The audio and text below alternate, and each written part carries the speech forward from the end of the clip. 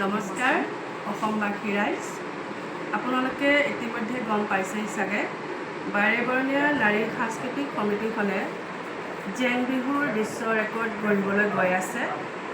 ৰাইজসকল, আপোনালোকে জানে যে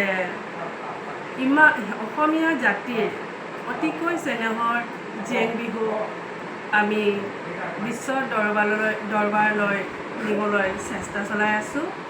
কিন্তু এই চেষ্টা কেৱল আমাৰ এই সমিতিখনে কৰিলেই নহ'ব, আপোনালোকৰ সহায় সহযোগিতা আৰু আশীৰ্বাদৰ আমাৰ একান্তই প্ৰয়োজন।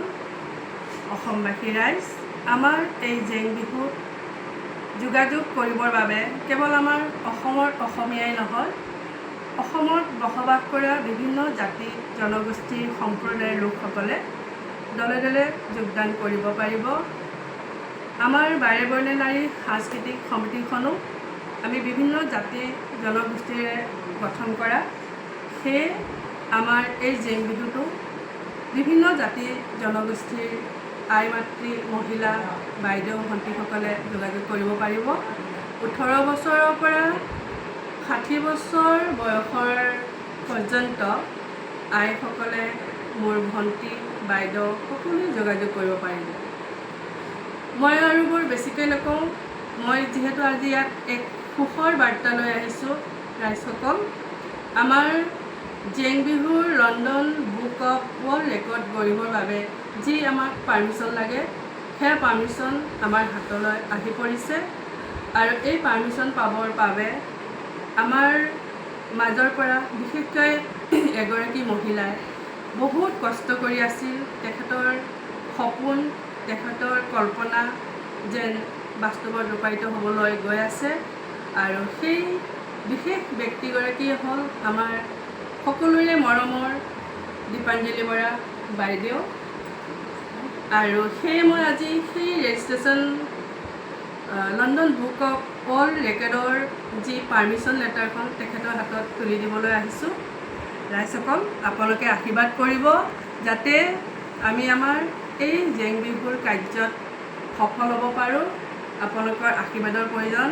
আপোনালোকে আশীৰ্বাদ কৰিব, আমাক একো নালাগে। ৰাইজসকল, কেৱল মাথো আপোনালোকৰ আশীৰ্বাদৰ একান্তই প্ৰয়োজন। এয়া ৰাইজ, আপোনালোকৰ সন্মুখত আমাৰ এই পাৰ্মিশ্যন লেটাৰখন আমাৰ অতিকৈ মৰমৰ দীপাঞ্জলি বৰা বাইদেউৰ হাতত মই গতাই দিছোঁ।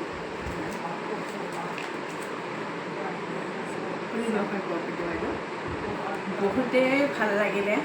নমস্কাৰ অসমবাসী ৰাইজলৈ। এই পাৰ্মিশ্যনখন পাবৰ কাৰণে বহুতেই কষ্ট কৰিছোঁ আমি, আৰু আমাৰ বাৰেৰহণীয়া নাৰী সাংস্কৃতিক গোষ্ঠীৰ সকলো বিষয়ববীয়াখিনিয়ে সকলোৱে কষ্ট কৰিছে। অকল আপোনালোকৰ আশীৰ্বাদ পাবলৈ হ'লে আমি আপোনালোকে আমাৰ এই অনুষ্ঠানটোত যোগদান কৰিব লাগিব। প্ৰত্যেক জনগোষ্ঠী, প্ৰত্যেক জাতিৰ এই অংশগ্ৰহণ কৰি আমাৰ এই অনুষ্ঠানটো কাৰ্যটো সফল কৰে যেন অতি সোনকালে আমি এই অনুষ্ঠানটো পাতিম। আৰু আপোনালোকে যোগাযোগ সোনকালে কৰক, যিহেতুকে আমাৰ সময় কম। এটা টাইম দিয়া থাকে, সেই টাইমৰ ভিতৰতে আমি কৰিব লাগিব।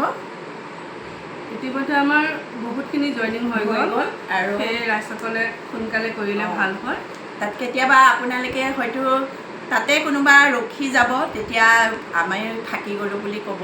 সেইকাৰণে আপোনালোকে আহক, আমি অতি সোনকালে কৰিম। আৰু আমাৰ যিহেতুকে আমাৰ প্ৰশিক্ষণৰ আছে, প্ৰশিক্ষণ দিব লাগিব। প্ৰত্যেক জিলাতে প্ৰশিক্ষণৰ দিয়াৰ কাৰণে আমি মাষ্টাৰ ট্ৰেইনাৰখিনি পঠাম। আপোনালোকে সকলোৱে সকলো জাতি জনগোষ্ঠীয়ে অংশগ্ৰহণ কৰিব পাৰিব। ভাল লাগিব, সকলোৱে আহিলে। ইয়াকে কৈ আমি সামৰণি মাৰিছোঁ। নমস্কাৰ।